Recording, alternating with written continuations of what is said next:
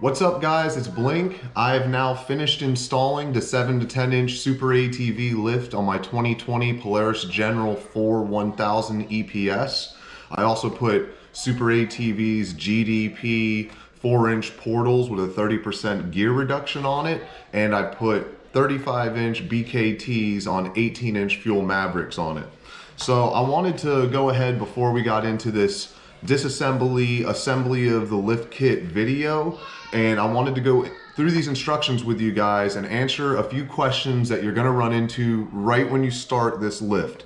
And I'm just gonna say mine didn't come with instructions. I printed them off the internet, and a lot of it printed black and you couldn't see.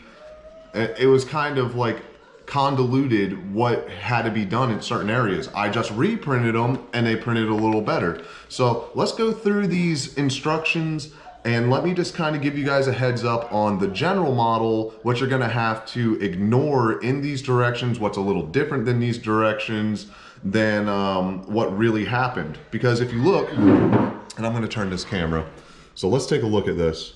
If you look at these, you can see it says that the lift kit's for the Razor and the General, okay? So first thing that you're gonna wanna do, obviously, is you're gonna wanna make sure that you have everything that it says in here.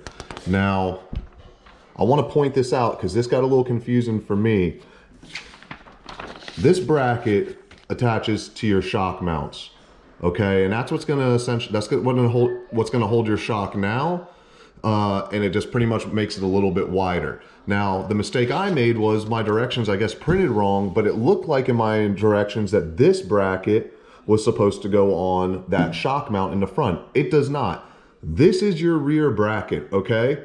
And these are what attach to that after you put it on, and for your rear shocks, okay? And then this is gonna slip through the back as kind of like a cross member and tie the two together.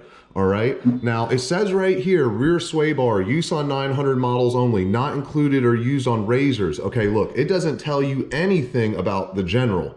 All right, so I'm gonna let you guys know the front sway bar is entirely removed on the General.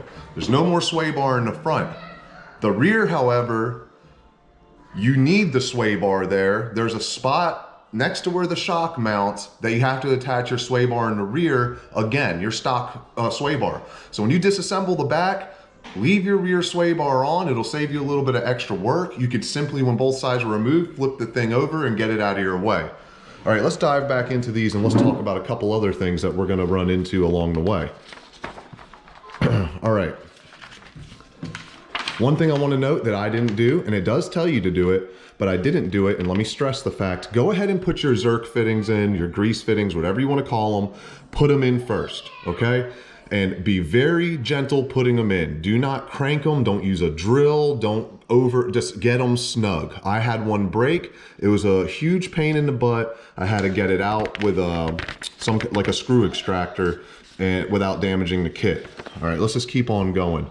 Now, it says 4 3/4 of shock spacing in the front, 5 1/8 in the back. But this is referring to the Phantom Pro Sport Series shocks. That spacing is not gonna work on your stock shocks if you're retaining the stock shocks, okay? So what I did was I jacked the front end up and I got them tightened down until I felt they were pretty snug, and I still had a good bit of shock remaining without bottoming out.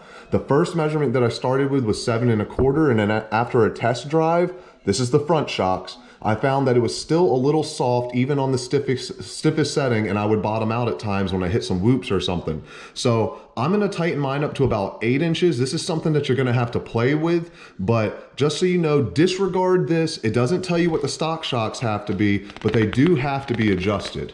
Okay, guys, so it's something that you're gonna have to play with.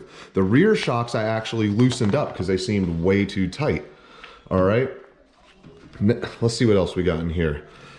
All right, so this is pretty much your disassembly. It's telling you got to get rid of your calipers, your axles, your A-arms, your shocks, all right, your tie rods. Go ahead and take everything off. I cannot stress to you enough, as you take these parts off, you need to save every single bolt, because you're literally going to use every single stock bolt that you take out, aside from one in your carrier bearing in the rear, which they send you a new 100mm bolt.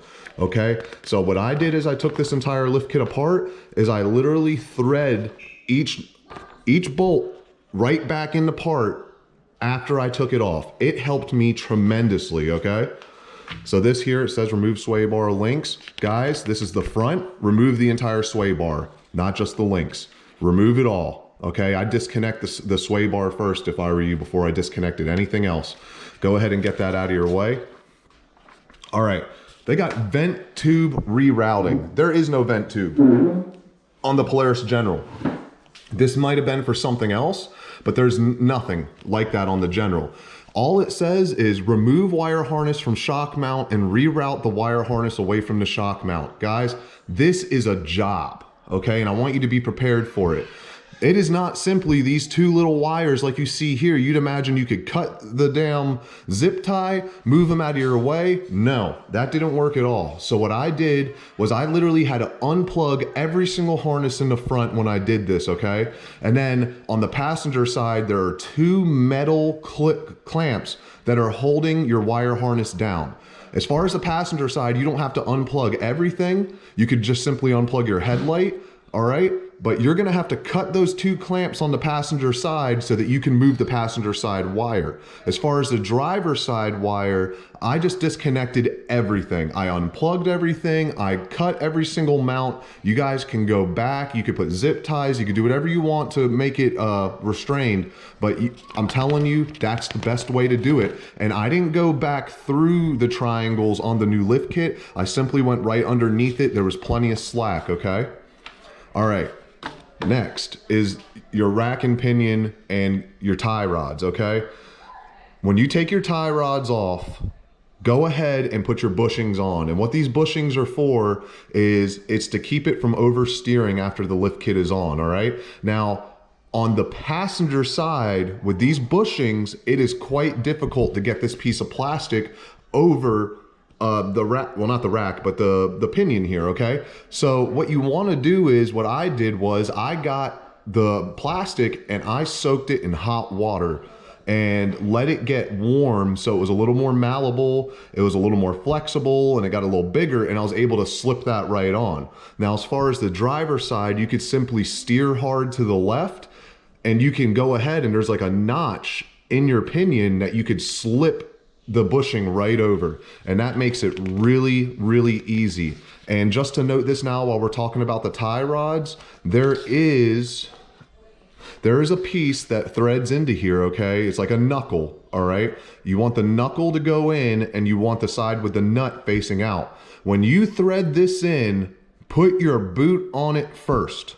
So slip your boot over what you're putting on, or you could thread it in and slip your boot on, but before you connect your tie rod to that knuckle, get your boot on. I forgot it the first time and I had to take the tie rod out and I had to go back and put my boot back on. Another thing to note, in the video, I was under the impression that the boots were the wrong size because I happened to pick up a boot that had a smaller circle. From the passenger side to the driver's side, there are two different size boots. Okay, so the boots that they send you, they will work. I was wrong in the video when I went and I used the stock boot. I have a brand new machine, my stock boot worked and it worked fine, but their boots will work, but know that there are two different sizes and obviously one goes on passenger, one goes on driver. I wanna say the larger one goes on the driver and the smaller one goes on the passenger side, but you guys will have to figure that out, all right? As far as your bushings and your pivot shafts, all that's zip tied together, okay? So when you cut it, just make sure nothing falls out, all right? And make sure you go ahead and put all your Zerk fittings in. They say that everything is lubed. I went back and I was able to pump a ton of grease into these fittings, okay? And I would recommend going through and greasing everything after you do your install. One problem I ran into, when you tighten these fittings in, your grease fittings, make sure they are facing outwards. You can't really, there's no rhyme or rhythm to this. You can't just, I tried rethreading the same one different ways to get it so when it was tight, it faced out. And each one kind of threaded a little bit differently and it was kind of random. So play with that a little bit. If one faces in and you don't think you're going to be able to grease it on your 90-degree fittings, go ahead and try a different one and see when you tighten it up if it's going to face out the way that you need it to, okay guys? Because that's going to save you a lot of headache when you're going to grease later and just installing. And I can't go through enough. In my video, I didn't put my Zerk fittings on first. The back's pretty accessible, the front is not. Would be much easier to put all your Zerk fittings in, whatever you want to call them, grease fittings. Put them in first, okay guys? It's going to be a lot easier that way. All right, obviously you have to install your ball joint, all right? Right here, it says leave jam nuts loose for your adjustments on your camber, okay?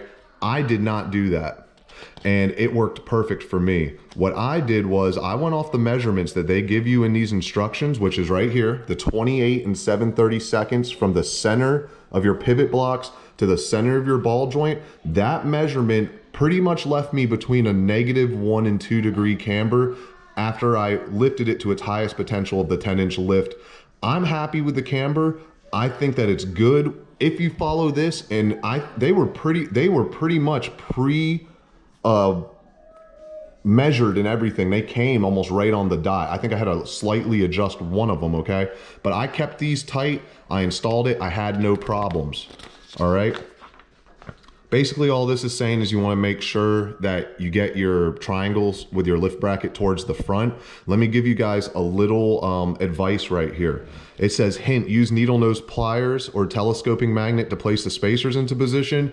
Go to Harbor Freight, go spend $3 and get yourself a magnet. I have a magnet. If you don't have a magnet, go buy one. The magnet's the way to go. Don't bother with the needle nose. You'll need a super long set of needle nose to get it. That's this little metal bushing right here, okay? You're gonna need a magnet to slip that in the bolt, especially if you're by yourself. It can be difficult, all right? All right, let's go to the next page. Let's see. This is pretty much self-explanatory. Your new axle, your new control arms, okay? You're gonna slide those in and bolt those up with the old hardware. So there's nothing on the front really to get into. That one was pretty self-explanatory, okay? Says to use Loctite right here on your tie rods. When you go ahead and thread those in, this is what I talked about to you guys earlier. When you put this ball and socket in, you're gonna want to put the boot on first, okay? And I mean, it looks like that, but it doesn't say that. So just so you know, after you get everything up, you're gonna want to put a zip tie here. When you're taking off the old tie rods, just so you know, there are zip ties. You're gonna fight this boot. Go ahead and get yourself a pair of dikes, a knife, whatever you want to do, and make sure you cut those zip ties or you're gonna have issues getting that off, excuse me. All right, let's keep on going. Let's look. So highest lift, lowest lift. I went with the highest lift. And again, pretty self-explanatory. That's gonna go ahead and bolt into the lift bracket that you've put on. Okay, brake lines. If you have any question, if you're putting portals and a big lift, you're gonna use the brake lines from the big lift, okay guys? You are not gonna use the brake lines that come with the portals. That's important to know. It was a question that I had. The brake lines with the big lift are long enough and that's all you're gonna need, okay? And that was not that hard at all. Oh, brake lines. Let me just tell you guys this. Save your stock bolt that connects your brake line to your calipers, okay? Because it doesn't come with new bolts, and keep them clean. You don't want dirt and stuff getting in there. It could cause a leak, all right? I even sprayed mine with brake cleaner before I put it on. All right, this relay box, it is not on the Polaris General. Disregard the relay, don't bother looking for it. It is not there. We don't have to worry about that, thank God. Okay, next thing, all right. There is a pivot bushing spacer when you install your rear. It does not have a set screw.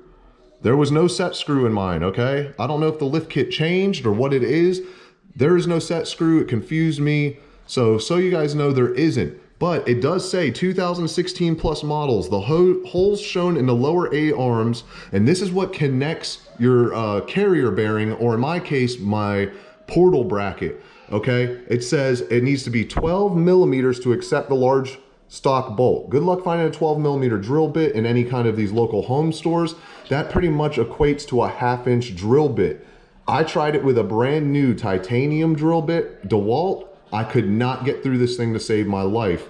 But I did go ahead and I bought a different drill bit, and of course they didn't have a 1/2 inch, they had a 7/16, so I kind of wallered it out once I got the hole in there and I was able to get the bolt through. Go ahead and drill these first, guys. It's gonna save you a headache when you go to put that lower bolt in, because pretty much everything that you disassemble on this machine is 15mm as far as the stock bolts, except for this one bolt, which is an 18mm bolt, and it's a thicker bolt, and that's why that has to be drilled out on that machine. I did not leave the jam nuts loose again. I went off of their measurement of 24 13/16 from center of holes to the center of the pivot blocks, and that worked perfectly as far as my camber is concerned when it was finished. All right, rear installation, again, pretty self-explanatory, guys. You're just gonna have to bolt that up. You can watch the video if you have any questions. Right here, stock hardware, that's your old shock mount that you're gonna put this lift bracket, okay? Put everything on loose in this situation. I tightened up the whole front end as I went. Leave the back loose because you're gonna have to put this cross member support that goes behind your exhaust, okay? And it's easier if it's loose to get all those bolts to line up. You're gonna have to otherwise go ahead and loosen everything when you get to it. And this is that right here that you're seeing that goes across the back through the frame, all right? Pretty easy outside of that. All the other hardware that's in this is provided in the kit, okay? It's that M10 by 70mm. All right, so that is your stock sway bar that comes back into play, and it is used. And there's your highest lift, all right? That's what I went with in the back as well. All right, again, you're gonna ignore this space. There's the shocks go all the way to the top in the rear on the General machines. And really, this is the end when you get to the camber adjustment. If you go off of what they say, I mean, if you want to get into cambering and changing the camber, you're gonna have to drop your control arms. Even leaving it loose, the nut loose, it doesn't really make a difference if you gotta take everything apart anyway, in my opinion, okay? You want the camber so it's out, obviously, so when you go up in the air, it lands flat as opposed to this where it would land on an extreme angle. So I hope this kind of saves you guys from some of the issues that you're gonna have with this install that I ran into. Most of the parts you're gonna be using 15mm socket. Get yourself an air ratchet. Get yourself, you know, just you're gonna need a lot of tools. Just be prepared. I bought some Harbor Freight stuff just to make my life a lot easier. You're gonna need a torque wrench and so on and so on. But I hope that walking through those directions kind of answered a few of your questions that you're gonna run into with the General. And now we're gonna go ahead and we're gonna get to the disassembly video, the assembly videos. I'm gonna do this in installments, and then I'll have the reveal of the machine with the lift on it. Guys, it looks awesome, it performs awesome. Super ATV was great to work with. Their parts are high quality. This stuff is heavy duty. I don't think the instructions were very, very thorough. There's a few questions that are left for people. I think they need to have a specific direction for each machine, but I will answer a lot of questions I might have missed in this little run through with you guys. But anyway, enjoy the video. Drop me a like if you enjoy it. Subscribe. We're gonna have a lot more videos to come, and we're gonna see what this machine's capable of. All right, guys.